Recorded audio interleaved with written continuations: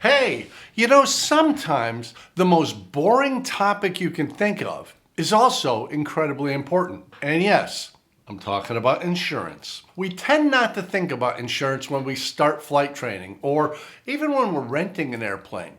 But whether you're a flight student or you're a pilot who rents or you're a CFI or you're an aircraft owner, insurance is incredibly important because someday something bad may happen. And it might not even be your fault, but when that day comes, if you don't have the proper insurance, you could be in a world of hurt. Let's say you're a student pilot, or you are a pilot and you rent from the local flight school or rental outfit. They have insurance on their aircraft. I can almost guarantee it. They're trying to protect their investment, and that matters to them. And their insurance covers their aircraft, and it covers the company, but it probably doesn't cover you. And that's not something people go out of their way to make clear to you. Which means if you're taxiing along and the fuel truck comes along and bashes into the airplane, well, there could be ramifications to that. There might be lawsuits. And if there are, you're at least going to be liable for the deductible on that airplane. How much is it? $5,000? $10,000? That could be an out-of-pocket expense for you. Fortunately, there is protection in the insurance market, and we're going to talk about specifically where it might help you in just a second. I would appreciate it if you'd click the like button and subscribe to the channel and help us grow it so you and more people like you can get good information about flight training, aircraft ownership, and the aviation lifestyle without having to pay for it. There's a product in the insurance industry called non-owned insurance. You probably think of it as renter's insurance. That's what people out in the world call it, but the insurance pros call it non-owned insurance. The good part is it's very inexpensive. I happen to carry $1 million non-owned policy. It costs me less than $400 a year. For that much money, I have great coverage. I can be flying pretty much anything, and if something unfortunate should happen, my legal bills will likely be covered. Certainly the deductible on that aircraft policy, that's taken care of. So rather than have to pull thousands of dollars out of my pocket to pay that cost, I just pay the annual premium and I have peace of mind. I can go fly anything I want, anytime I want, and I'm covered. Now, what if you're a CFI working for a flight school? CFIs fly all kinds of planes. Sometimes their student owns it. Sometimes the school owns it. Maybe the CFI owns it themselves. Well, in most cases, you're dealing with a flight school or a student's aircraft, an owner's aircraft. And again, they have insurance on their aircraft, but that insurance covers them.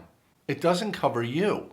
That's another great reason to have that non-owned policy so that whatever you're flying, with whoever you're flying with, you've got that comfort of knowing you're okay. Because if you're flying with a private pilot who is sole manipulator of the controls, but you're a CFI in the airplane, if you're performing the duties of a CFI, whatever happens is actually your responsibility in most cases. You are the senior person in the aircraft. So once again, knowing that the policy of the owner of the aircraft or the operator of the flight school probably doesn't cover you, it's wise to have your own. If you are the owner of an aircraft, congratulations. It's something a lot of us strive for, and most of us that really make an effort, we get there. But there's an issue when you become an owner. I bought a J3 Cub, a 1940 Piper J3 Cub that I absolutely loved. It was a terrific airplane, and I bought it for a purpose. I wanted a tail dragger sign off, and I wanted a tail dragger that I could fly routinely to get good at that different skill set. So I bought this J3 Cub, and I called up to get insurance on it, and there was an interesting little detail in the policy.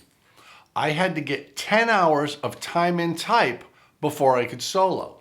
In other words, I've got to fly with a CFI for 10 hours and get signed off for my tail dragger sign off. Then I can go solo and I meet the requirements of the insurance policy. I've known a number of people who have done this, and that is common. 10 hours, sometimes 20 hours, depending on the type of aircraft. There are instances where the aircraft is similar enough to things you've flown in the past. Maybe it's a tricycle gear airplane with a fixed pitch prop and relatively low horsepower. They might make that limit as little as 1 hour. Here's the crucial part. Do the time. Find a CFI, go ahead and fly that time off, whether it's 1 hour or 10 hours or 20 hours, whatever it is, whatever that insurance company requires, do it. Because if you don't have that time logged and something should happen, your policy is not valid. You didn't follow all the rules, and they're not going to pay out should you have an accident. This is a big, big deal. Let me give you an example. About a year ago, I was very close to buying a Vans RV9. Absolutely beautiful airplane, had the Lycoming 0235 in it, which means it's not the biggest get up and go machine, but it cruised as fast as a Cessna 182 and was only burning 5.5, 6 gallons an hour. It was a terrific airplane. I loved the panel. I liked the paint scheme. The interior was comfortable. I liked everything about it. But the insurance company said I needed 10 hours in type with the CFI before I could solo. And that became the problem. I couldn't find a CFI in my region of the country who was able to do the training with me because RV9s are relatively new, and I couldn't find somebody who had enough time that they were comfortable instructing me in an RV9. I couldn't buy that particular airplane because I just couldn't meet the standards of the insurance company. Keep this in mind when you're shopping around for an airplane to buy, or if you're a renter, or if you're a flight student. You want to be insured yourself, just as you want your own flight bag, your own headset, whatever your favorite tools are, whether that's an iPad or a phone with ForeFlight or Garmin Pilot on it. Make sure you also protect yourself with the correct insurance that covers you for what you need coverage for. Insurance may be the most boring thing you can think of, but man, when the bad thing happens, you're going to be glad you have the right insurance. And you can ask anybody who ever had a bad thing happen and they didn't have the right insurance. They'll let you know. Go shopping for insurance. You'll be glad you did.